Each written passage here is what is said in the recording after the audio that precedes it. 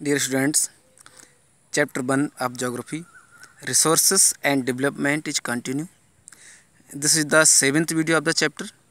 So, you watch the video attentively and listen whatever is being explained. Land use pattern in India.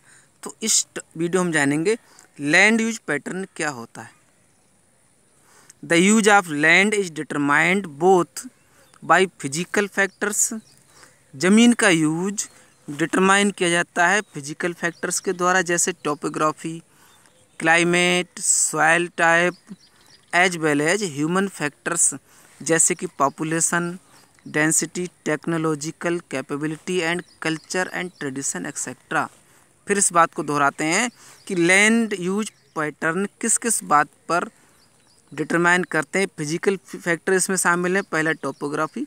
Topography means क्या होता है, ज़मीन की बनावट ऊंची नीची कही जाती है. देखिए कहीं माउंटेन है, कहीं हिल्स हैं, उन्हें टोपोग्राफी कहते हैं, जो प्लेन से हटकर जगह होती है. क्लाइमेट, सॉइल टाइप्स, किस तरह की मिट्टी किस एरिया में है, और ह्यूमन फैक्टर्स कौन कौन से हैं, जैसे पॉपुलेशन, डेंसिटी, टेक्नोलॉजिकल कैपेबिलिटी, तकनीकी पहुंच कहाँ तक है, and culture and tradition etcetera. तो इन सब पर डिपेंड करता है लैंड यूज पैटर्न, यानी कहाँ कहाँ कौन सी ज़मीन कितनी यूज की जा रही है. क्लास इस फिगर में हम जानेंगे लैंड यूज पैटर्न का ग्राफ है, जो general land use categories 1960 to 61. पहला ग्राफ जो दिखा रहा है हमारा 1960 से 61 का पैटर्न, ठीक है. सेकंड ग्राफ जो शो कर रहा है 2014 और 15 का डाटा, 2014 और 15. अब यहाँ पर 100% में इस एरिया को रिपोर्टिंग किया जा रहा है. अब की फीचर्स को पहले समझ लेते हैं. जो भी एरिया ब्लू कलर में शो कर रहा है तो वो फॉरेस्ट है. 18.11% फॉरेस्ट थे 60 और 61 में. करंट में क्या है, 23.3% फॉरेस्ट है 14 और 15 में. सेकेंड बॉक्स पे आते हैं, बैरन एंड अनकल्चरेबल वेस्ट लैंड. बंजर ज़मीन और जहाँ पर खेती नहीं होती वो इस कलर में आती है. देखिए रेडिश कलर थोड़ा, ये 18.11% है और था. अब यहाँ केवल रह गया 5.5%. तो दोनों ईयर्स में सेम डाटा शो किया जा रहा है यहाँ पर. अब आए क्लास हम नेक्स्ट पॉइंट देखते हैं. एक जो ग्रीन पार्ट दिख रहा है हल्का green, area under non agricultural uses. तो ऐसा एरिया जो नॉन एग्रीकल्चरल यूजेज में आता है वो कितना है. देखिए 60 और 61 में तो ये 4.95% था, आज ये हो गया 8.7%. यहाँ पर आप इंक्रीमेंट को देख रहे हैं कि 4.95% कम था पहले, आज ये बढ़ गया. कौन सा एरिया है ये, ऐसा क्षेत्र जहाँ खेती नहीं होती, जिसमें देखिए बिल्डिंग्स, हाउसेस और रोड्स आ जाते हैं. अब दूसरा है ब्लू पार्ट, देखिए permanent pasture and grazing land. Permanent pasture यानी घास के मैदान. ये जो 4.71% दिख रहा है आपको, ये परमानेंट घास के मैदान है, जानवरों को चराने वाले उस समय थे. आज ये 3.3% रह गया एरिया, ठीक है. नेक्स्ट पे आते हैं area under miscellaneous.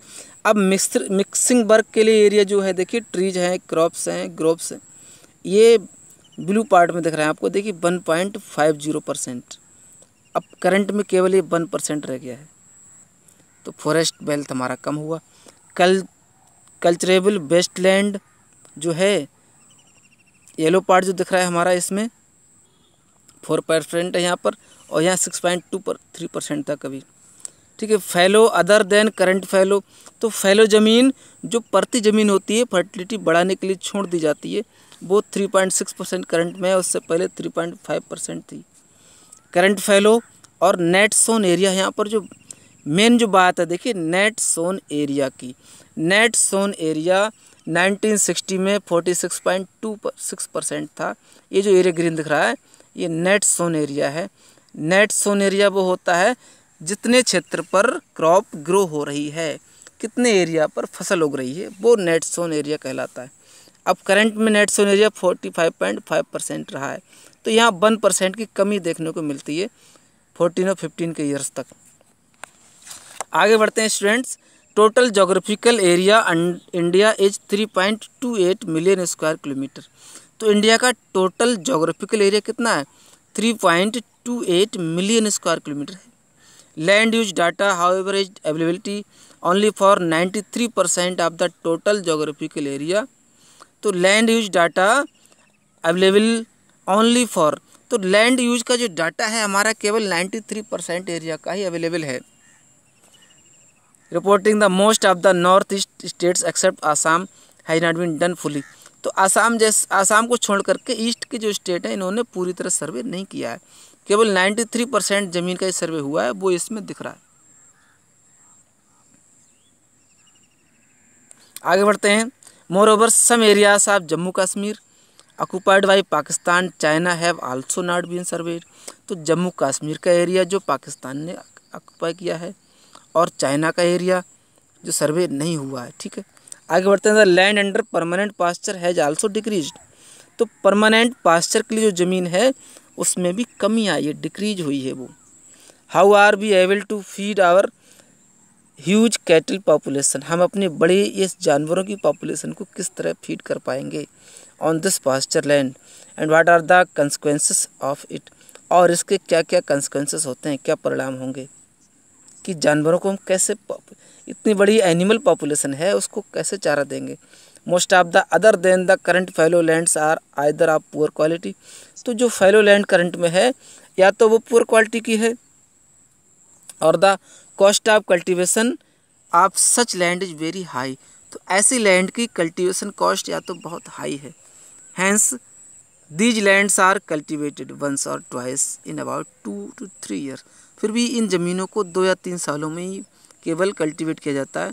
If these are included in the net sown area, तो अगर इनको नेट सोन एरिया में शामिल किया जाए, यानी जो पड़ी हुई ज़मीन है कभी कभार उस पर खेती होती है, तो क्या होगा, तो percentage of NSA in India comes to about 54% of the total reporting area. तो NSA का परसेंटेज हमारा इंक्रीज हो जाएगा। The pattern of net sown area varies greatly from one state to another. अब NSA का पैटर्न स्टेट वाइज अलग अलग होता है। It is over 80% of the total area in Punjab. Punjab में टोटल एरिया का 80% NSA में आता है, और हरियाणा एंड लेस देन 10% इन अरुणाचल प्रदेश। तो अरुणाचल, मिजोरम, मणिपुर, अंडमान निकोबार इनमें 10 से भी कम है, और पंजाब हरियाणा में नेट सोन एरिया 80% है। तो स्टेट वाइज कितना वेरिएशन देखने को मिल रहा है। अब आगे बढ़ते हैं। Forest area in the countries for lower than the desired 33% of geographical area. तो देश में 33% फॉरेस्ट होने चाहिए। नेशनल फॉरेस्ट पॉलिसी के अकॉर्डिंग 1952 में जो थी 33% फॉरेस्ट एरिया होने चाहिए, जो करंट में हमारा 23.3% है ओनली। इससे पहले 18.11% था। ठीक है, आगे देखते हैं। The livelihoods of millions of people who live on the fringes of these forest. तो मिलियंस ऑफ लोगों का जीवन उस पर डिपेंड था जो इन जंगलों के किनारे रहते थे। Depends upon it. A part of the land is termed as waste land. तो ऐसा एरिया जो वेस्ट लैंड कहलाता है। And land put to other non agricultural uses, और वह ज़मीन जो नॉन एग्रीकल्चरल यूजेज में रखी जाती है। वेस्ट लैंड इंक्लूड्स, अब वेस्ट लैंड में क्या क्या शामिल है, रॉकी, एरिड सूखा क्षेत्र, डेजर्ट रेगिस्तान क्षेत्र, land put to other non agricultural uses. इसे नॉन एग्रीकल्चरल यूजेज में रखा जाएगा, जिसमें देखिए सेटलमेंट शामिल है, रोड शामिल है, रेलवे शामिल है, इंडस्ट्री। तो ये क्या है, non agricultural area. Continuous use of land over a long period of time without taking appropriate measure to conserve the manage it has resulted a long degradation.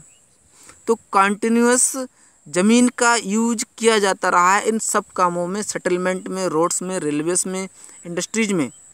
तो ये क्या बना, देखिए लैंड डिग्रेडेशन का एक रीजन बना, यानी कि मिट्टी कटा हुआ। This in turn has serious repercussion and society and the environment. तो ओवरऑल क्या हुआ देखिए, तो रिप्रिकेशन ऑफ सोसाइटी और एनवायरनमेंट को डैमेज होना पड़ा है इन सब चीज़ों के डेवलपमेंट होने की वजह से। तो हमें लैंड यूज पैटर्न को सावधानी से यूज करना होगा और फॉरेस्ट वेल्थ को बढ़ाना होगा।